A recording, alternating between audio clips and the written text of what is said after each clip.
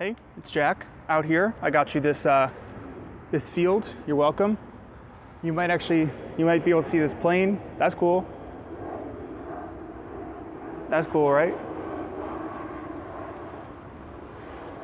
So we're talking today about the Album of the Day project some more. Today we're talking about some of my lessons learned along the way, some solutions to problems I found, as well as some aspects of my approach. I'm, assuming, of course, that you're going to want to use my approach. Of course. So yeah, thanks for clicking on this video. Okay, back again. Now we're talking about the lessons learned throughout the project. These are things I found and I think could benefit your experience somehow, probably. So big lesson learned early on was that pressuring myself to complete the write-up part of the project really wasn't the best way forward. Originally was attempting to listen and write about an album each day. That ended up being really challenging, so I just shifted to just the listening, daily listening, and then the write-ups would enter the log as I had time. Eventually then, the listening archive was huge. I had probably 300 albums that I had not written up fully, so that was why I took a break. The other main reason that I took a break was that I would get really, pointlessly in my head about who I was writing for. Who am I even writing for? Then I would get really stressed out about, if I'm writing something worth reading by somebody else. And I really kind of got away from the whole, I'm doing this for myself. There is, somebody else can see it and gain something from it, but I'm doing it for myself. I don't think I really have a solution though, other than just identifying or, acknowledging that every single action related to listening to music, in my view, is a positive step on this journey. So, I didn't manage to listen and write all these things. I didn't manage to, keep it going, but I never stopped.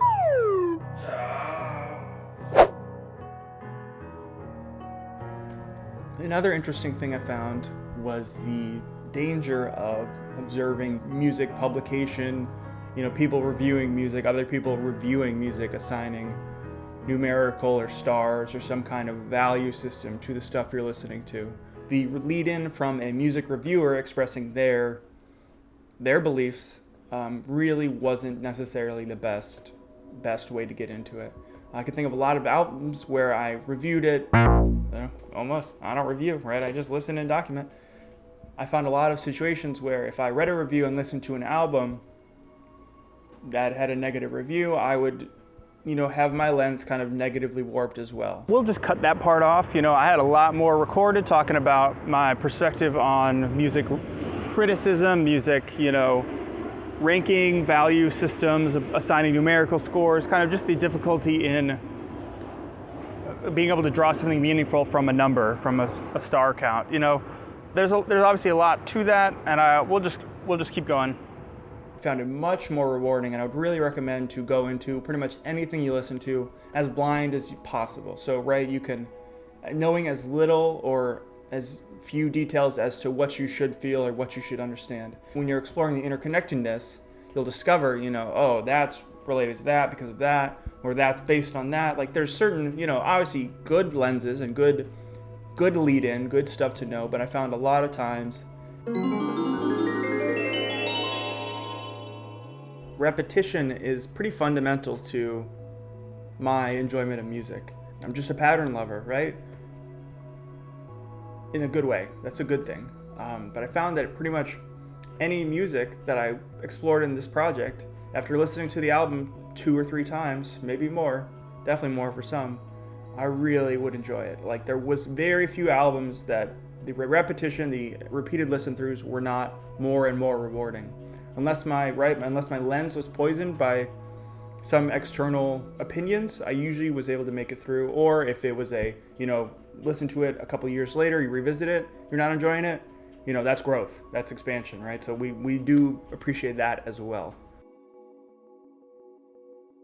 Another thing I found related to repetition is that you can kind of create your own taste, or your taste isn't really a, intrinsic thing. That's something that you really can develop not even saying I have taste, just that I found that through listening through enough different and, you know, unique things in a row, you have much more ability to appreciate other new and unique things. So I see a lot of situations where people not appreciating or not connecting with newer music maybe don't have, I guess, as much exposure to the adjacent, you know, artists in those spaces. If you are familiar with a certain instrument, a certain type of vocals, and certain, you know, rhythmic structure, you hear more of that, you're gonna get it. It's not like you've got something figured out. It's just familiar. In some way or another, it's familiar.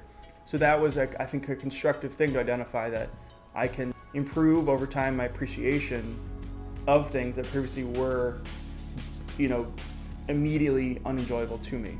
And that's, I think, is a good thing. You thought it was all green screen? Well, it is, but right here I'm actually also outside in this field that I got for you.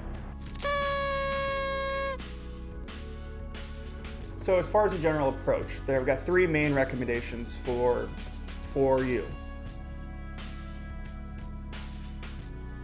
Using my template, I would recommend some version of the template that I put together. I think having short or limitations on how much you can write, you know, your focus when you're writing and having fun, you know, the creative side of it, was a lot of fun, and that made it really fun to come back to. It made it really fun to share with people, because it's like, look at all this funny stuff I wrote, or maybe funny, I don't know. Obviously it relies on them listening to the album and having the whole connection to it too, but usually pretty entertaining. So you're thinking about time, you're thinking, I don't have enough time for that. That takes a lot of time. I think it could, if you really chose to focus in on it or use a certain set of constraints that were challenging on your time. You don't have to do that though.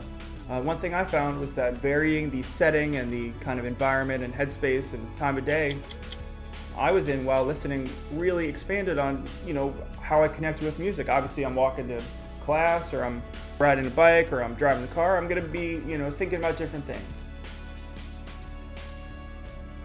One thing I did find though, and I mentioned it previously, and that is listening to each piece of music you're gonna explore at least a couple times. I found once just wasn't enough, so if you're looking at that list, like, no way did he listen to each of those albums 3 times. You're probably right. I feel like most of them though, I definitely did at least 3 times. And that doesn't end up being a bad thing, right? It's not like work, it's not a challenge. You find, you know, that when you're approaching these things with this open mind, it's not really difficult. I mean, you could pick something hard, but you could also, you know, pick just related artists, and then you're in a whole different, you know, space. And that's, you did it, right? You did it. So yeah, thank you for watching. Today I talked about some lessons, some of my approach, and I had some, you know, hope there was some stuff in there that you thought, oh, okay, you know, or maybe you're just, I don't know. Well, thanks for watching.